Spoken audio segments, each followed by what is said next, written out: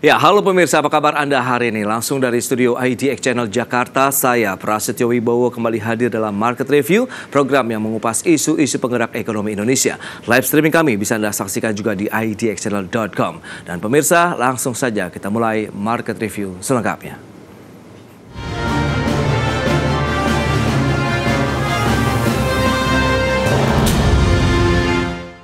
PT Kisi Asset Management hari ini meluncurkan produk baru berupa reksadana Exchange Traded Fund atau ETF di Bursa Efek Indonesia. Produk reksadana ETF ketiga dari Kisi ini diberi nama reksadana indeks Kisi IDX30 ETF dengan kode perdagangan XKID. PT Kisi Asset Management telah meluncurkan produk baru berupa reksadana Exchange Traded Fund atau ETF di Bursa Efek Indonesia.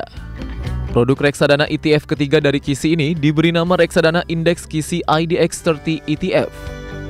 Kisi IDX30 ETF telah memperoleh pernyataan efektif dari Otoritas Jasa Keuangan dan dapat diperjualbelikan di Bursa Efek Indonesia dengan kode perdagangan XKID.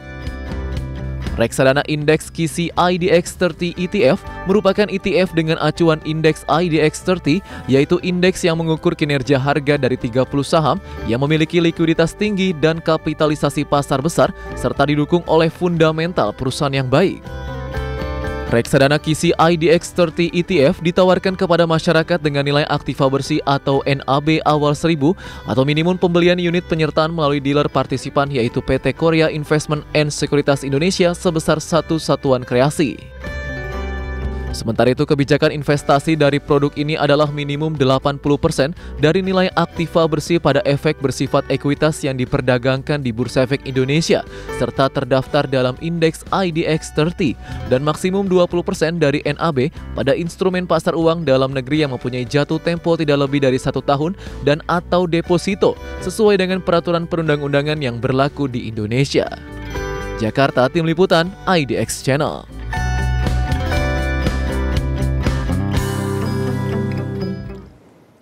Ya, pemirsa, untuk membahas tema menarik kita hari ini, pencatatan produk reksadana indeks Kisi IDX30 ETF sudah hadir bersama saya di studio IDX Channel. Bapak Mustafa, Direktur Utama PT Kisi Asset Management, dan juga Bapak Arfan F. Karniodi. Beliau adalah Direktur Investasi PT Kisi Asset Management. Selamat pagi, Pak Mustafa, Pak Arfan. Selamat pagi. Salam sehat, Pak. Salam sehat selalu. Sama-sama. Baik, terima kasih juga atas waktu yang disempatkan. Ini menarik dan baru saja begitu dicatatkan reksadana indeks Kisi IDX30 ETF begitu ya. Nah, apa sih yang mendasari perseroan yang mungkin bisa disampaikan juga nih kepada pemirsa? Kita ke Pak Mustafa dulu nih, Pak. Ya, baik. Jadi kami meluncurkan IDX30 ETF ini karena tentu ada beberapa pertimbangan. Satu, IDX30 ini kan mewakili saham-saham di dalamnya itu yang sangat besar kapitalisasinya, kemudian juga sangat liquid, sehingga sangat baik lah ya untuk representasi saham-saham di Indonesia.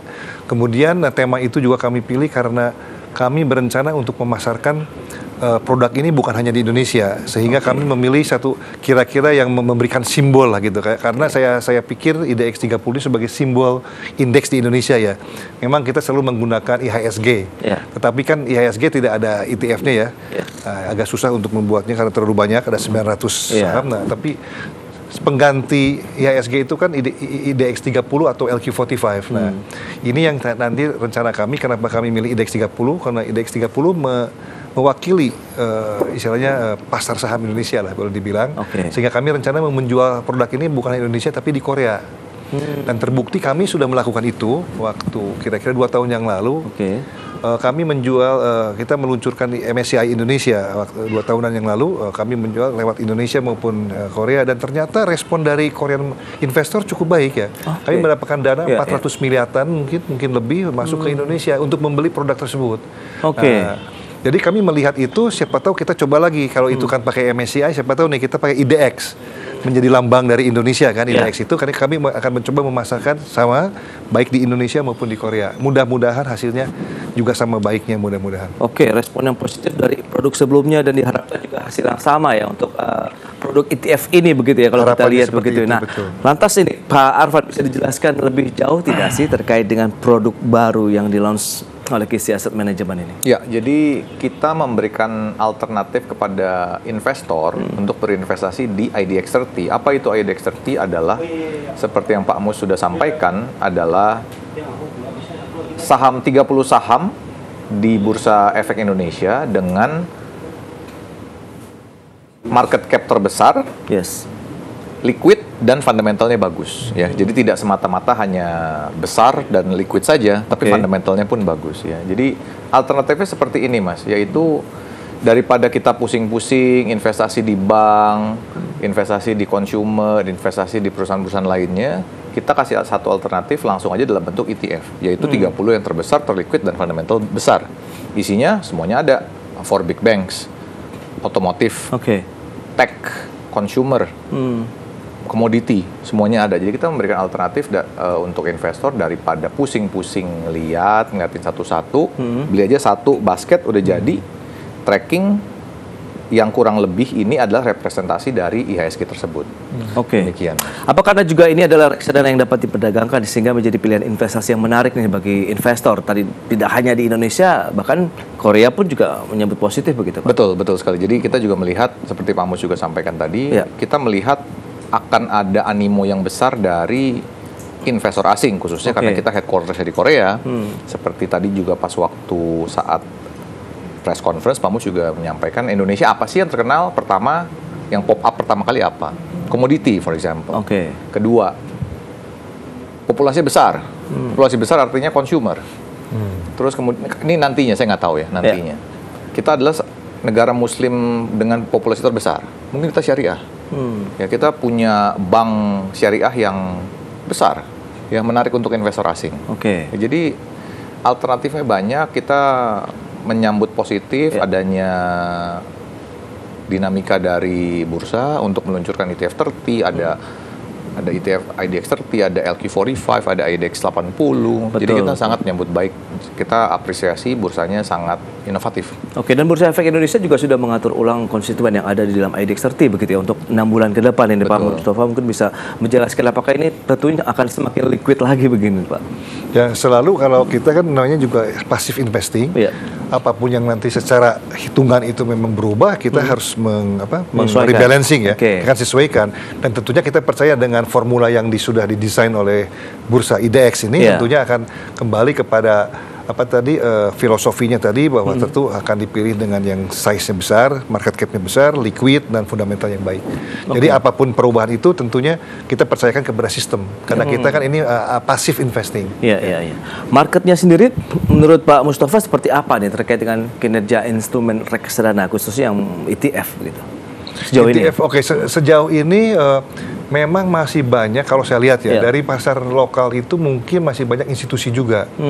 Memang masih perlu kita edukasi dan sosialisasi produk ini juga dengan harapan bisa retail investor bisa ikut lebih aktif dan lebih banyak lagi karena sebenarnya justru ETF ini kan satu basket ya, yang dimana isinya itu 30 saham. Seperti Pak Arfan tadi bilang, daripada milih satu-satu bisa bayangkan beli BCA berapa lot, itu dananya cukup besar.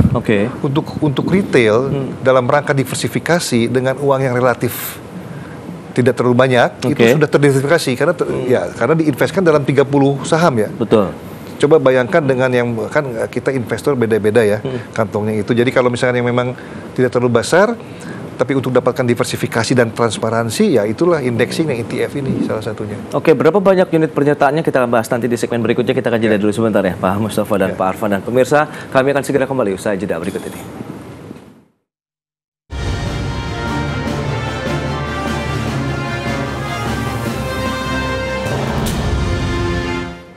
Baik pemirsa, terima kasih Anda masih bergabung bersama kami dalam Market Review. Dan sebelum kita lanjutkan kembali perbincangan bersama dengan Bapak Mustafa dan juga Bapak Arfan, Direktur Utama dan juga Direktur Investasi PT KISI Asset Management, berikut ini kami sampaikan sejumlah data terkait dengan kebijakan investasi dari reksadana indeks KISI IDX30 ETF. Di mana komposisinya kita lihat sekitar 80 sampai dengan 100% di saham, kemudian pasar uang atau deposito 0 sampai dengan 20%. Itu dilihat seperti apa komposisinya. Kemudian kita lihat dari sisi manfaat investasi reksadana indeks KISI IDX30 ETF apa saja. Ya, seperti yang bisa Anda saksikan, yang pertama nasabah melakukan diversifikasi investasi saham, kemudian nasabah mendapatkan manfaat layaknya berinvestasi di saham terpilih sesuai dengan indeks 30 ETF secara kolektif. Return reksadana tidak dipengaruhi oleh perilaku investasi dari nasabah lain. Kemudian rasio biaya dan pajak yang rendah dibandingkan dengan investasi di reksadana biasa. Ada biaya levy transaksi 0% di pasar sekunder. Baik, kita akan lanjutkan kembali perbincangan bersama dengan Bapak Mustafa dan juga Pak Arfan. Baik, Pak Arfan, ini menarik kalau kita lihat komposisinya begitu ya. Tadi saham 80 sampai dengan 100%, kemudian deposito atau pasar uangnya 0 sampai dengan 20%. Mungkin bisa dijelaskan lebih jauh nih untuk pemirsa kita nih. Silakan, Pak. Jadi ada beberapa perbedaan untuk ETF. Ada ETF yang benar-benar pasif dan ada beberapa ETF yang lebih aktif. Oke. Ya, makanya dari Supervisory Board yaitu OJK memberi keleluasaan 80 sampai 100. Ya, kalau kita sifatnya kita mau pasif. Kita marking aja ke IDX 30. Oke. Ya, kemudian sehingga standar error kita itu kecil. Ya, jadi kita hanya ngikutin IDX 30-nya saja.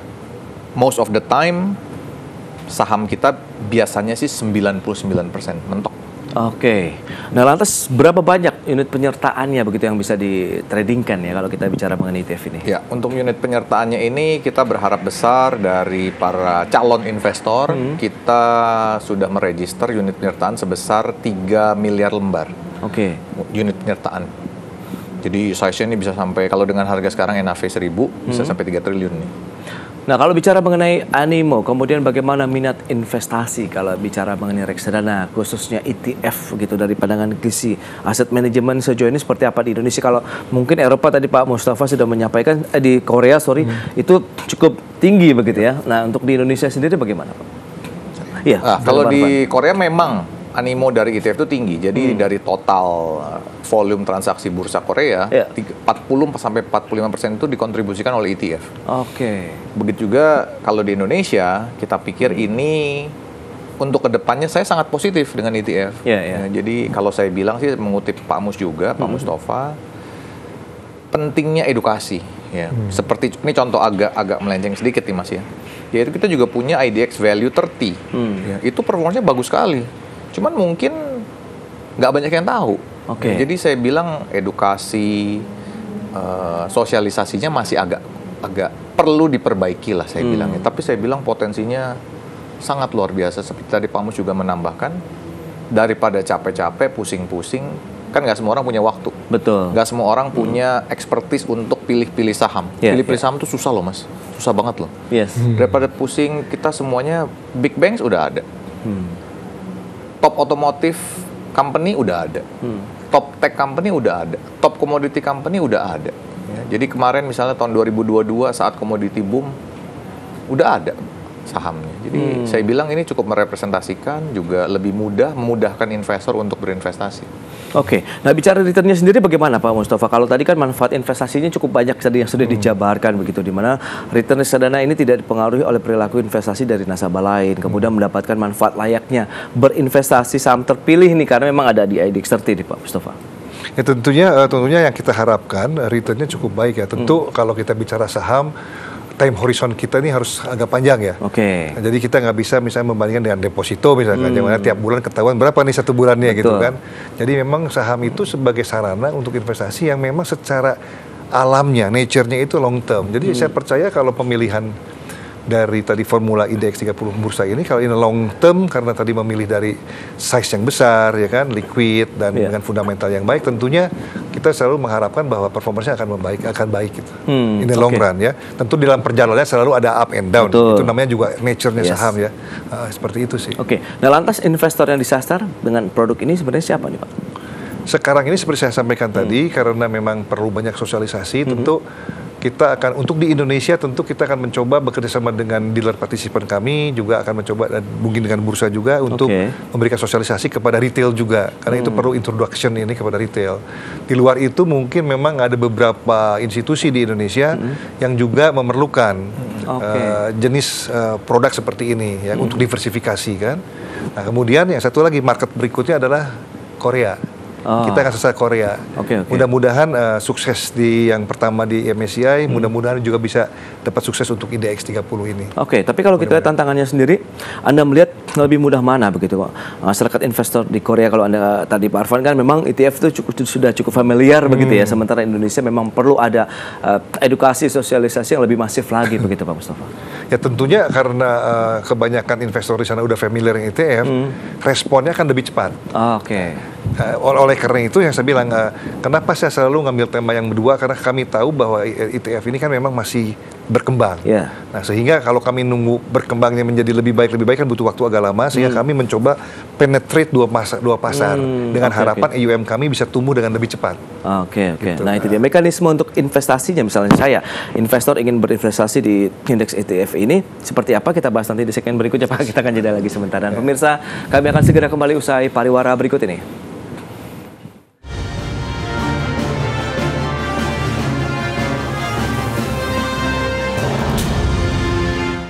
Baik pemirsa, kita akan lanjutkan kembali perbincangan bersama dengan Bapak Mustafa dan Pak Arfan, Direktur Utama dan juga Direktur Investasi PT KISI Asset Management. Nah ini Pak Mustafa, sekarang saya ingin bertanya, kalau saya ingin berinvestasi nih Pak, di ETF ini tuh bagaimana caranya? Apakah mekanismenya sama kalau misalnya saya berinvestasi di saham begitu atau bagaimana? Jadi untuk ETF ini ada dua mekanisme transaksi. Satu yang primary, satu secondary.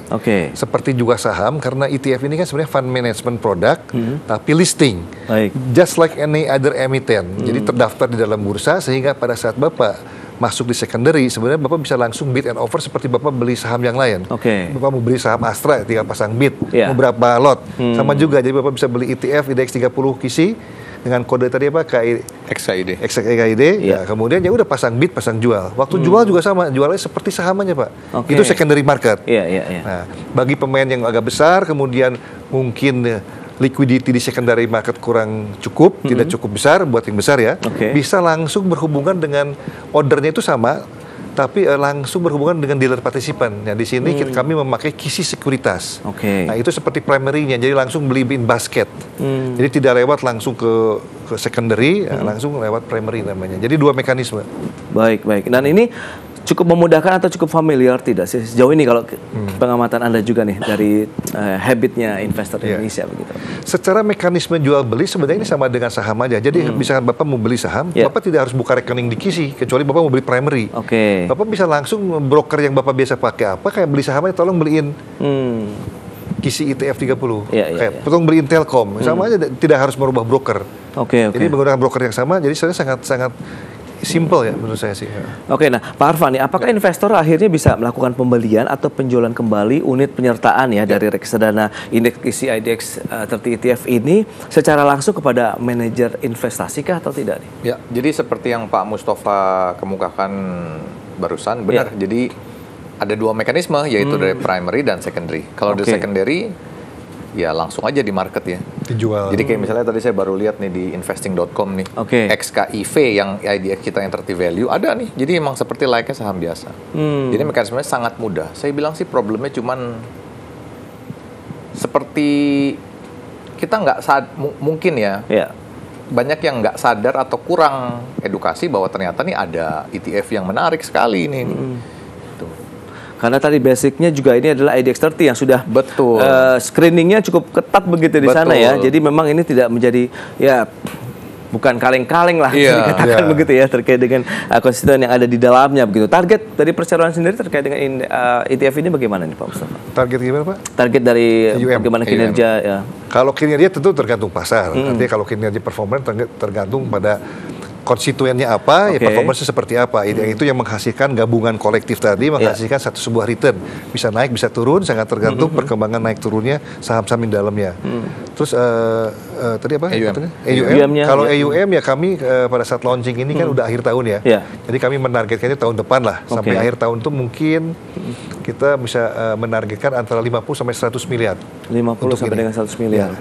Tapi optimis tercapai gitu, tidak dengan upaya-upaya edukasi juga yang pasti tetap dilakukan KISI dong, terkait juga mungkin dengan nasabah dan lain-lain. Betul. Kami sangat confident sih untuk mencapai 50 sampai 100 miliar itu cukup confident.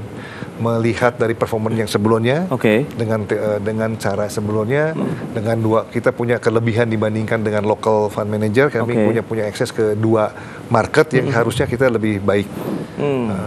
Oke lah, Pak Arfan, bagaimana Anda melihat ETF ke depan begitu potensinya, kemudian bahwa memang ini bisa memberikan cuan juga yang menjanjikan dibandingkan kalau misalnya kita lihat instrumen investasi lainnya begitu, Pak Arfan? Ya, jadi saya tadi udah kemukakan bahwa saya bilang ke depannya ini ETF ini prospeknya sangat menjanjikan karena sekarang ini bisa dibilang ETF ini belum terlalu rame. Ya. Jadi saya bilang there's basically no downside. The only way is go up. Cuma saya nggak tahu nih edukasi sama minat investor, pengetahuan investor ini kapan, setahun 2 tahun. Tapi saya bilang sih, there's no other way, cuman bisa naik pasti ya saya bilang nih. Kedepannya nih minatnya pasti banyak sekali saya bilang. Yakin saya. Tapi tantangan terbesar apa sih kalau kita bicara mengenai reksadana, khususnya ETF begitu, dalam misalnya seperti KISI Asset Management yang melaunch produk-produk baru seperti ini. Karena ini adalah produk yang ketiga begitu kalau tidak salah ya. Berarti kan nextnya pasti akan ada lagi inovasi yang akan ditelurkan begitu. Pak Arfan, silakan. Ya kita melihat untuk kedepannya kita masih akan tetap launching ETF lagi. ETF yang mana kita masih kaji. Ya. Tahun depan mungkin masih ada ETF lagi atau paling tidak di 2025 kita pasti akan launching ETF lagi. Karena kita melihat prospeknya cukup baik ya, sangat menjanjikan ya. Semua orang udah tahu reksadana saham, reksadana fixed income, reksadana money market. ETF ini belum banyak yang paham. Mungkin tahu tapi belum banyak yang paham. Edukasi kita sih cukup positif ya. Generasi milenial, generasi Z begitu yang selama ini kan memang sudah mulai mendominasi nampaknya di pasar modal. Pak Mustafa, Anda melihat bagaimana? Apakah ini bisa menjadi ceruk pasar yang bisa segera di-grab begitu untuk bisa masuk ke dalam produk-produk ETF seperti ini? Tentunya, karena biasanya kan yang milenial ini lebih masuk ke retail ya, jadi bukan institusi ya. Disinilah yang saya tadi sampaikan juga, justru kan indexing seperti ini ya, termasuk indeks ataupun ETF, adalah gabungan dari beberapa. Dengan dana yang terbatas itu bisa mendiversifikasi. Itu kelebihannya indeks ya. Jadi kita tidak beli langsung satu saham, karena untuk beli satu saham, 30 jenis saham membutuhkan modal yang besar. Bagi mereka yang punya keterbatasan dana untuk investasi, tapi menginginkan diversifikasi dan kemudian juga seperti Pak Arfan tadi sampaikan bahwa mungkin si investor ini masih belajar, kemudian juga tidak punya waktu yang banyak untuk mempelajari satu-satu membeli saham apa, salah satu pilihannya ya ini, dipilihkan oleh formula yang didesain oleh bursa yang tadi bilang mungkin bukan abal-abal dari sisi liquidity, dari sisi fundamental, dari sisi market kapitalisasi, ya kan udah dibantu dipilihin, digabung dalam satu basket 30 saham, tentunya ada diversifikasi, ya cocok sekali untuk retail investor sebenarnya. Itu dia, berarti memang bisa menjadi pilihan investasi yang menjanjikan nih bagi investor begitu ya. Baik, berarti Anda berarti bisa dikatakan proyeksi untuk ke depan optimis nih Pak, untuk produk-produk ETF yang akan ditelurkan KISI Asset Management ke depan, Pak? Sangat optimis. Baik, demikian pemirsa perbincangan yang menarik bersama dengan Bapak Mustafa, Bapak Arfan, Direktur Utama dan juga Direktur Investasi PT KISI Asset Management terkait dengan produk yang baru saja di launching begitu ya, terkait dengan reksadana indeks KISI IDX30 ETF. Pak Mustafa, Pak Arfan, terima kasih banyak atas waktu yang disempatkan dan semoga sukses Pak untuk produk-produk yang akan diluncurkan berikutnya. Terima kasih Pak Setio. Baik pemirsa, jangan beranjak dari tempat Anda. Kami akan segera kembali usai jeda berikut ini.